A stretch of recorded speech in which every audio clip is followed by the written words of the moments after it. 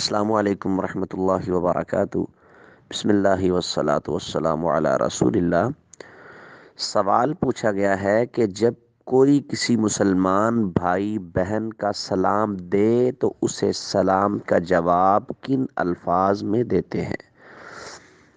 مذکر مؤنث دونوں کی ضمیروں کے ساتھ بتائیں۔ جب کوئی کسی سے ملاقات کر کے آتا ہے اور اس کا سلام آپ کے سامنے رکھتا ہے کہ فلاں بندے نے آپ کو سلام کہا ہے، تو اس کا جواب جو آج کل ہمارے ہاں رواج ہے کہہ دیا جاتا ہے وعلیکم السلام، تو یہ مناسب نہیں ہے۔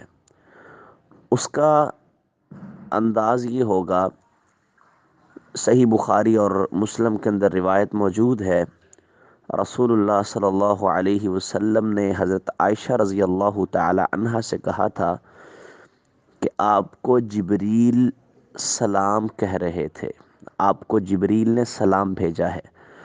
تو صدیقہ کائنات رضی اللہ تعالی عنہا نے اس کا جواب اس انداز میں دیا، فرمایا علیہ السلام ورحمۃ اللہ وبرکاتہ، کہ اس پر بھی سلام ہو۔ اب دیکھیں، جو سامنے موجود ہوتا ہے اس کے لیے ضمیر حاضر کی استعمال کی جاتی ہے، مخاطب، اور جو موجود نہیں ہے اس کے لیے غائب کی ضمیر استعمال کی جاتی ہے۔ تو اب جس نے سلام بھیجا ہے وہ موجود تو ہے نہیں، تو علیکم یہ غائب کی ضمیر نہیں ہے، یہ حاضر کی ہے، اس لیے ہم علیکم نہیں کہیں گے، ہم یہی جواب دیں گے علیہ السلام ورحمۃ اللہ وبرکاتہ۔ اگر وہ عورت ہے تو علیہ کی بجائے علیہا، یہ مؤنث کی ضمیر استعمال کریں گے، علیہ السلام ورحمۃ اللہ وبرکاتہ۔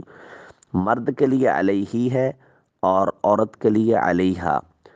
اور بعض علماء نے اس میں اس بات کا اضافہ کیا ہے، وہ کہتے ہیں کہ جو سامنے موجود ہے، جو سلام لے کر آیا ہے، اس کو بھی سلام کہہ دینا چاہیے۔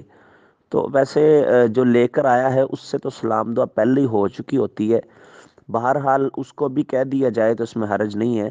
تو پھر اس کا انداز یہ ہوگا کہ علیکہ کے الفاظ بول دیے جائیں، اگر وہ مرد ہے تو علیکہ وعلیہ السلام، اور اگر وہ عورت ہے اور عورت نے ہی بھیجا ہے سلام تو پھر ہوگا علیکی وعلیہ السلام۔